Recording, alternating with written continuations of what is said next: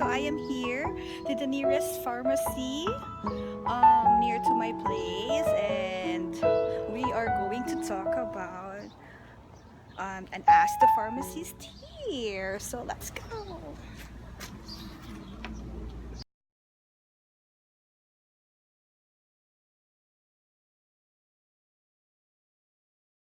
Pharmacist here in Edmonton. So I just want you to meet Marina. Hello.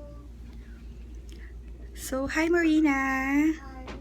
Um, how many years you've been in the industry right now? I started working in the pharmacy when I was 17 years old, and I graduated from pharmacy 3 years ago, 2013.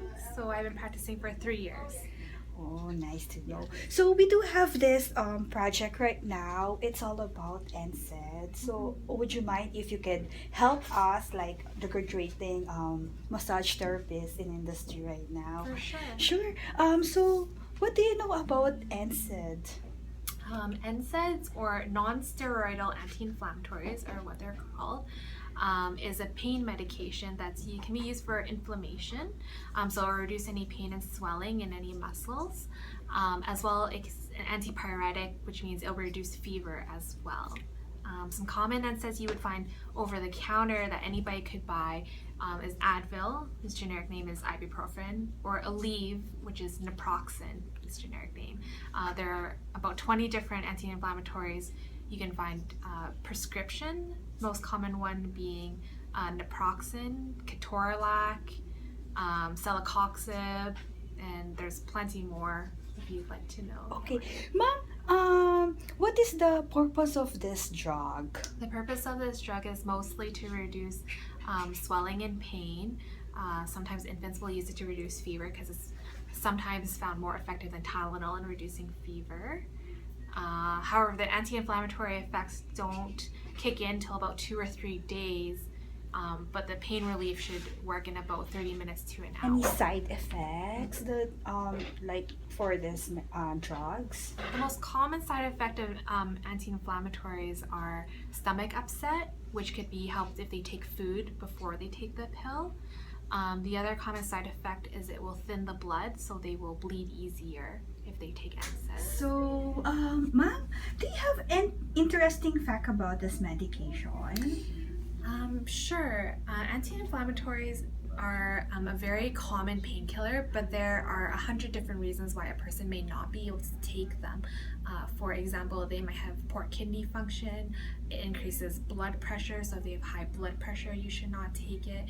Interacts with a lot of prescription medications, something called ACE inhibitors, or just stomach upset. If they had a previous stomach ulcer in the past, they should not take anti-inflammatories because it can create another stomach ulcer.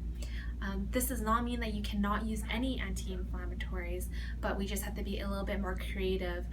If they have any of these contraindications, they can use it topically, where they massage an anti-inflammatory directly into the pain spot.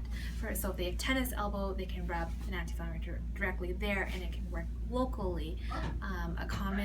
There's one topical anti-inflammatory found over the counter called Voltaren, and that uses diclofenac. If they need something stronger, a pharmacy can make a mixture of any anti-inflammatory that they need. So even though there's lots of reasons you cannot use anti-inflammatories, we can get creative and help them find pain relief. I see. How about, ma'am, how about the drug mechanism of certain drugs under NSAID? Do you have those? NSAIDs all work the same way. They work through a mechanism called COX. There's COX 1 and 2. COX-2 is responsible for sending pain signals to the brain from your muscles, and so an non-steroidal anti-inflammatory will block COX-2. It also blocks COX-1, which is responsible to making mucus in your gut, and that's why if you block them both, you can get stomach ulcers, because you reduce the mucus lining of your stomach after long-term use of anti-inflammatories. Oh, I see. So, ma'am, I do have here, what are those common drug names of those NSAIDs?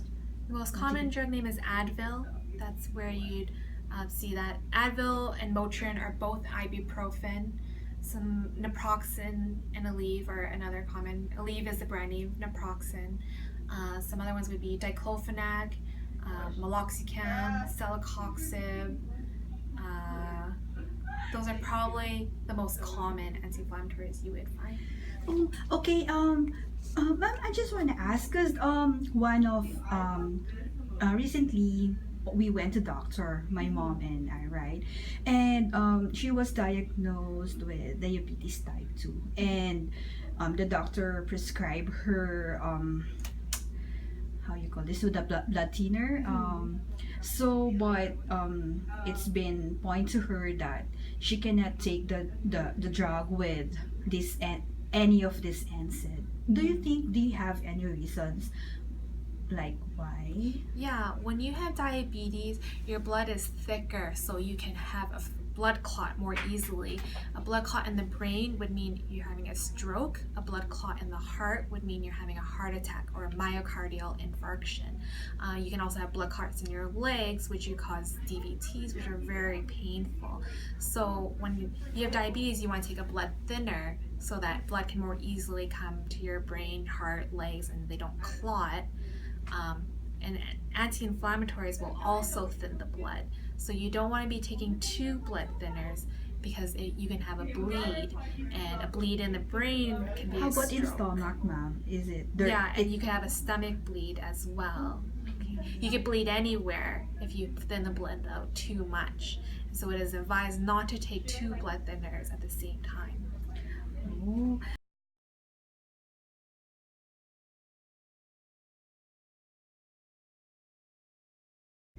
So I think we learned a lot of things from the best pharmacist here in Edmonton, Miss Marina. So, ma'am, I just want to say thank you for giving me the chance to talk and to share this information to my classmates and guys.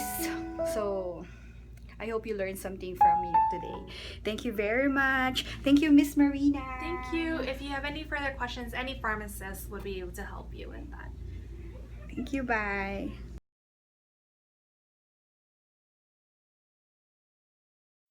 So guys, I'm here with the medicines, what Miss Marina saying to me a while ago. These are the examples of the medicine or the drugs. So we have this Advil, as what she said. So those are, and the aspirin as well. And those muscle and